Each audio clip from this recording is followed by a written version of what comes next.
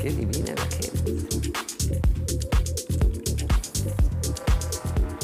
Y sin lugar a dudas, si los muros de esta ciudad hablaran, tendrían un montón de cosas para decir, porque hay un montón de historia que nos rodea de repente en el cotidiano y nosotros no lo sabemos, pero por suerte en Ciudad Viva lo tenemos a él, que si hay alguien que sabe de murmuros de la ciudad es el señor Néstor Gandulia. Bienvenido. Quiero aplaudirlo. ¿Aplaudimos? Gracias por estar. Un gustazo enorme compartir este espacio con ustedes y lo vamos a estar haciendo cada par de semanas. Nos apasiona. Es maravilloso. Buenísimo, y conversando justamente sobre eso, sobre explorando la memoria de la ciudad. Exacto, es una ciudad, bueno, hace juego con el nombre de este programa, ¿no? Muy viva. Exacto. Porque hay muchos rincones de Montevideo con tantísima y riquísima historia. Y hoy, ¿por dónde vamos a andar?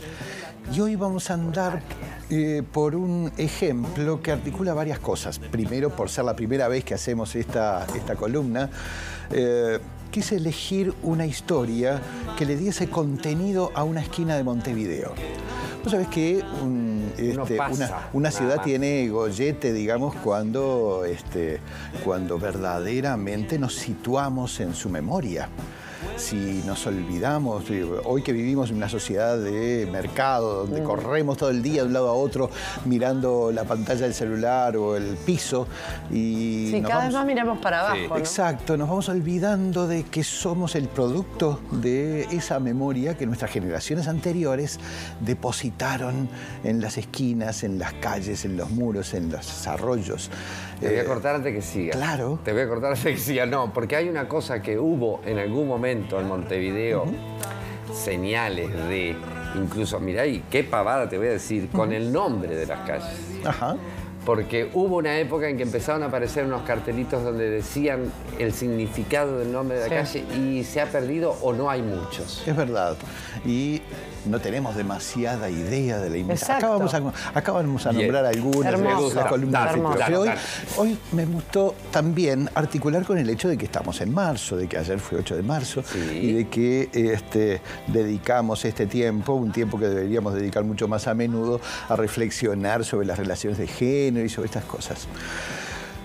Y eso me recuerda a un paseo que solemos. Usted sabe que solemos hacer paseos por los barrios de Montevideo, narrando historias de los lugares por los que transitamos. Y uno de ellos es en Ciudad Vieja y parte del centro. Y solemos detenernos en una esquina, la de Andes y Canelones. Andes y Canelones. Exacto. Estoy como intentando con el cerebro llegar a Andes. Anda viajando. A pocos metros de la esquina hubo alguna vez un edificio que ya no existe, entre otras cosas, porque en 1916, cuando sucedió lo que les voy a contar, esa casa ya era una ruina, era una pensión de mala muerte, de la peor calaña imaginable, que en realidad calzaba perfecto con la cuadra y con el conjunto del barrio, porque toda esa zona se conocía como el Bajo Montevideano, es decir, el lugar de mayor concentración de casas de juego, prostíbulos, cabarets, etc.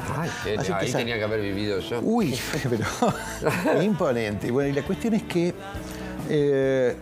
lo curioso es que en 1916 se fue a vivir a esa pensión terrible que alguna vez estuvo en Andes 1206, un jovencito inglés de familia noble, fíjate vos, Richard Anderson se llamaba. Me suena mucho. Y bueno, porque es un colegio que tiene ese nombre. Exacto, ahora vamos a hablar de eso. Richard pertenecía efectivamente a una familia noble inglesa que no tenía quizás la fortuna gigantesca que hacía falta para descollar en aquella sociedad opulenta de la época victoriana, pero sí para ser prominentes en países emergentes como estos. Así que los Anderson se compraron grandes extensiones en la Patagonia argentina y allí instalaron sus palacios y sus estancias, etc. Pero Richard, el menor de la familia, no estaba ni ahí con ese destino. Le parecía aburridísimo y él quería dedicar toda su vida a la educación, que era su pasión más profunda. Sabía que la familia no le iba a permitir eso, así que ni bien pasó la adolescencia, metió los trapos en un bolso, cerró la puerta de su habitación y jamás volvió a la casa de los padres. Wow. Vino a dar acá, a Montevideo.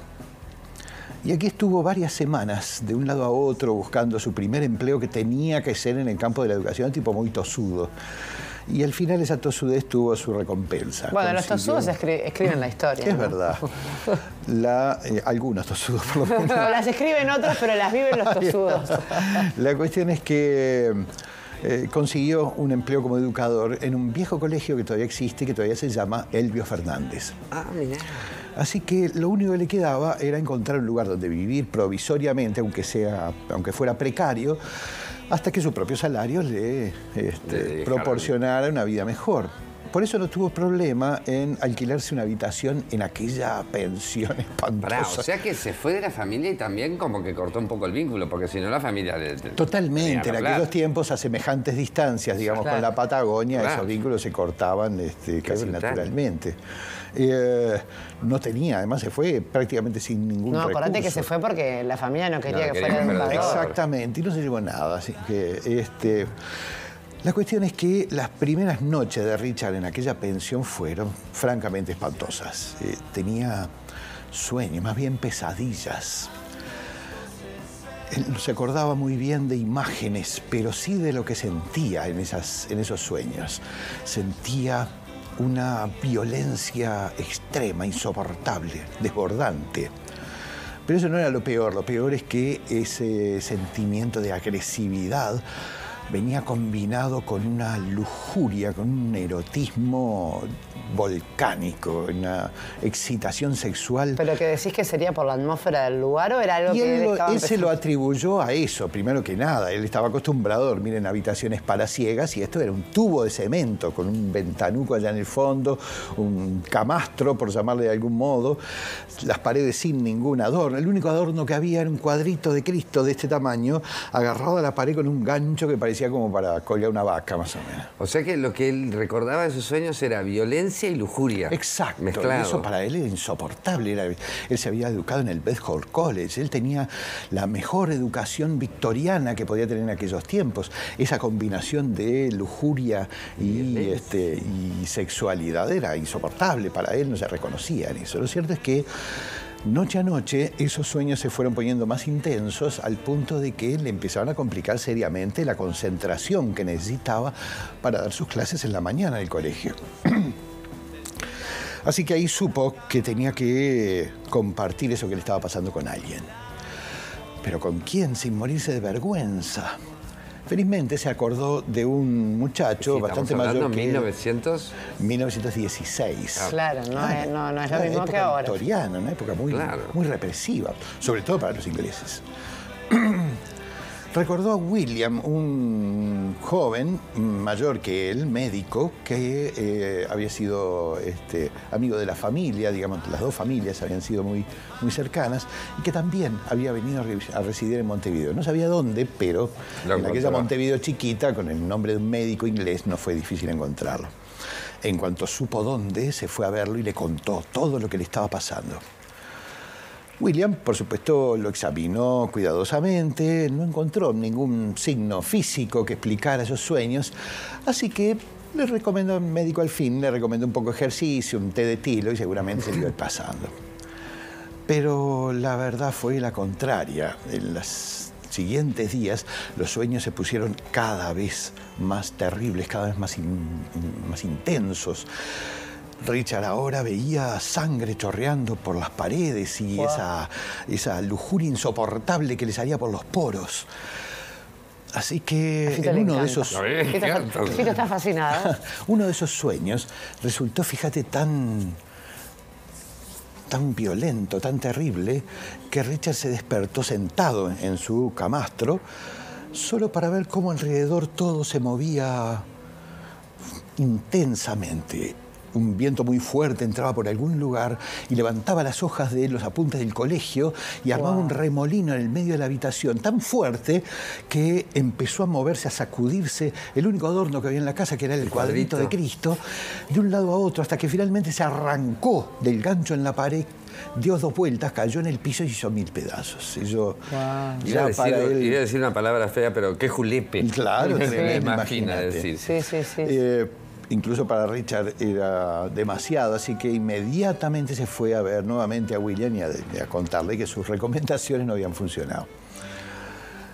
William estaba extrañadísimo, ya no tenía más explicaciones, así que como último recurso le pidió a Richard que le permitiera visitar la habitación donde estaba durmiendo. A lo mejor encontraba alguna pista allí.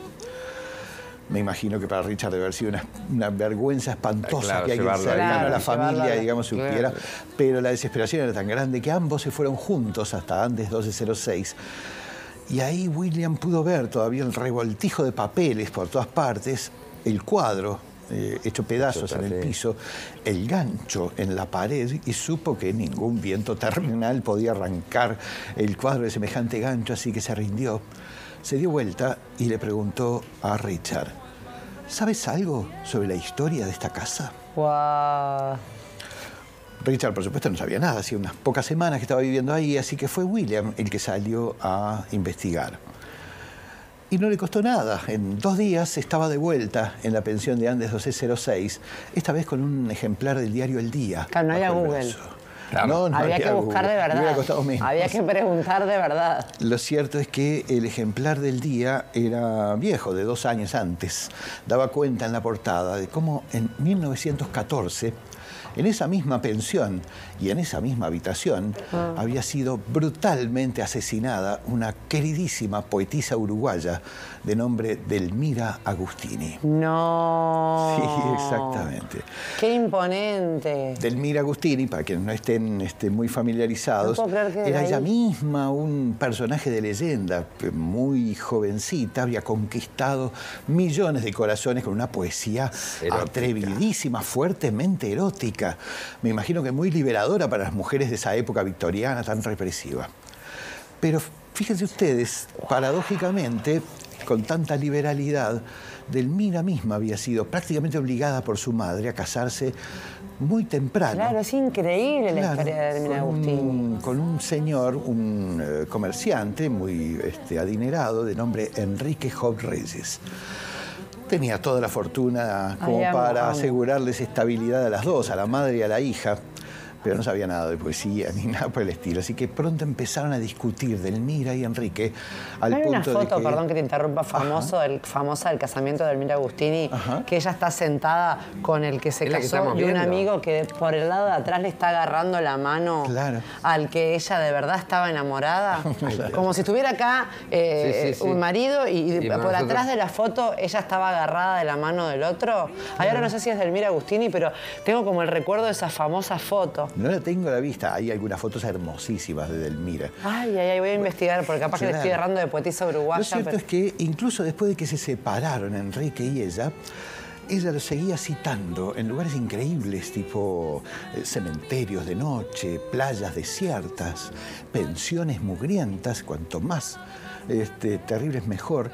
Y la última fue la de Andes 1206. Ahí pasaron una noche de lujuria salvaje, como solían hacer. Lo que él sentía. Pero al mismo tiempo resultó que en mitad de la velada Enrique sacó de entre sus ropas un revólver y asesinó a Delmira de 2 balazos en la espalda. Sí. La última bala se la dio en su propia sien. Que decían que durante mucho tiempo se decía como que ella se había suicidado, pero después, bueno, fue un femicidio. Claramente. Él la asesinó por la espalda. Claro que sí. En ese 1914, te imaginarás que con todo el revoltijo que había, con la guerra en Europa y todo eso, la muerte de Delmira ocupó poco tiempo la atención de la gente, hasta que alguien puso, no hace mucho, en el piso, en la vereda, justo enfrente de donde alguna vez estuvo la puerta 1206, una placa. ¿En la vereda? Sencilla, en la vereda, sí. Pueden ir a verla cuando quieran. Yo no sabía. Hay allí una placa... Es la que Ahí estamos está, mirando. Exacto. No me mata la vida, no me mata la muerte, no me mata el amor. Exacto. Eso es lo que dice. No me mata la vida, no me mata la muerte, no me mata el amor. Me mata un hombre. Como si marcara esa esquina. La gente que vive en esa esquina dice que Delmira o alguien más siguen haciendo travesuras cada tanto por allí, desde aquel lejano, hace más de un siglo. Qué increíble. Ojalá nunca se vayan esos espíritus de la esquina mientras haya mujeres que tengan ¿Qué que hay sufrir ahí ahora, eso. en Andes 1206? Se están haciendo una construcción, un edificio nuevo, Porque esa aparentemente energía está ahí. un local. Esa energía está ahí y Yo en toda quiero esa ir en zona. contra de los que van a vender ahí. No, no. Andes 1206. 1206. Pasando apenas la esquina de Canelones. Impresionante. La historia de Edelmira Agustini por sí es impresionante. Yo no sabía que esta historia de Andes 1206 iba a terminar acá. Richard pero... Anderson, para volver a él, fue además un importante pedagogo con los años y fue efectivamente el fundador del colegio que lleva su nombre todavía. De hecho, esta historia no está escrita en ninguna parte, me la contó su nieta cuando era muy anciana y era directora del colegio Richard Anderson.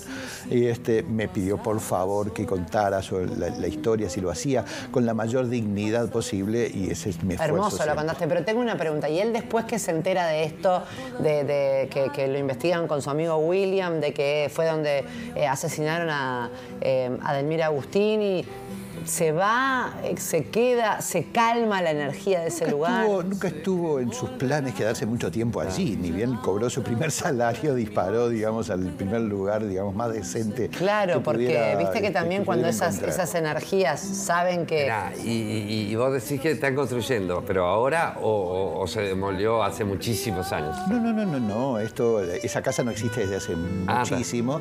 Hubo varias cosas allí, locales comerciales, ahora hay una reforma o se está construyendo un edificio nuevo, la verdad es que no sé muy bien, pero bueno, siguen. Tú sos consciente que cada vez que vengas a contarnos estas cosas va a terminar el programa y nosotros vamos a ir a ese lugar, ¿no? Claro. Y no solo ustedes, ojalá toda la gente de Montevideo sienta ese deseo de reconocer ese lugar. Entonces, en esa porque eso foto, es lo que le da sentido esa a los foto de la que lugares. te hablaba, sin lugar a dudas, debe ser esta de Edelmira Agustini, que en la foto está Enrique y además el amante, sí. Esperá, porque también hoy deslizaste una cosita así, yo soy chusma y chivero. ¿Hablaste de paseos por la ciudad de Montevideo? Claro que sí. ¿Que vos haces? Sí, claro. ¿Hoy? Sí, ya son 5 los paseos. Mira, sin ir más lejos, este sábado a las 5 de la tarde nos vamos a reunir en la Rambla Sur y Juncal, ahí enfrente a la plazoleta Maguá. Juncal. Y ahí iniciamos un paseo que se llama La Huella Afro, por las calles del barrio sur, reencontrándonos con el verdadero aporte de la gente negra, casi desconocido al modo de ser de los uruguayos. ¿Y la gente puede ir así nomás o se tiene que anotar? La gente puede ir así nomás, a las 5 de la tarde llega a ese lugar de la Rambla. Hay que pagar algo, por favor. No tiene un valor previsto, la gente... Esa voluntad. Claro, la gente pone lo que le parezca justo al final del recorrido. Eso es qué hermoso lo que yo le voy a estás decir a la haciendo. gente que justo es mucho para que lo pueda seguir haciendo. Claro que sí, y bueno, y volver a darle contenido a la ciudad. Evitar ese vaciamiento que estamos viviendo hoy en día, en que nos da lo mismo estar en cualquier parte, digamos, porque todos los lugares son iguales y vamos perdiendo el sentido. La vida misma de la ciudad consiste en que le demos vida cada día. Sábado, 17 horas. Sábado, 17 horas.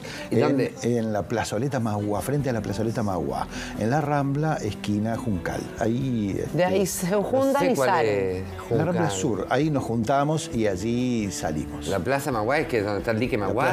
Ahí está, junto al dique Maguá, unos metros antes, digamos, hay una plazoletita, digamos, con un monumento a chiquito Maguá. Y de hecho empezamos contando quién era Maguá, digamos. ¿Cuánto dura el recorrido? 1 hora y media aproximadamente, depende de qué tan rápido no apuramos a nadie, es un paseo, digamos. Caminamos al ritmo de los más lentos. Ay, cómo vamos a enganchar ¿cómo voy a estar con ahí? los paseos. ¿Este sábado, en serio?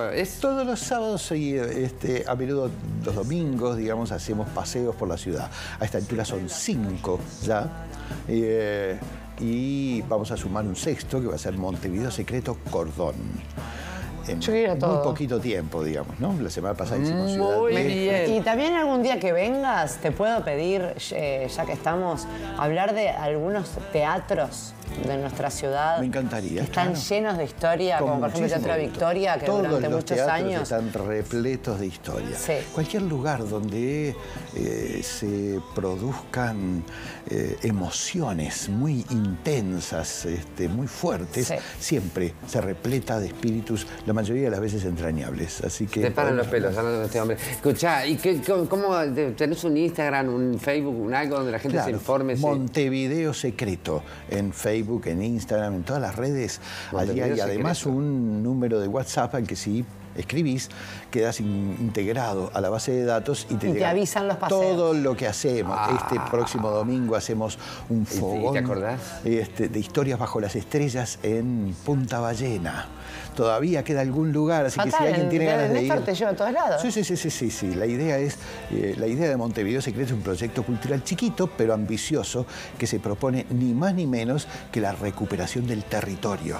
Del verdadero territorio, no del paisaje, sino del territorio, que es el territorio con significados, con sentido. ¿Te acordás el número de WhatsApp? Debe estar Claro, igual en las redes. 092-173-353. Está en las redes. Está, por supuesto. Está en las todo ahí, redes. perfecto. 092-173-353. Muy Este bien. es mi trabajo, ¿verdad? Exacto. Adiós. Dios está contigo, quiero que La lo verdad sepas. que sí, y vos también, ya veo, gracias. Yo te despido.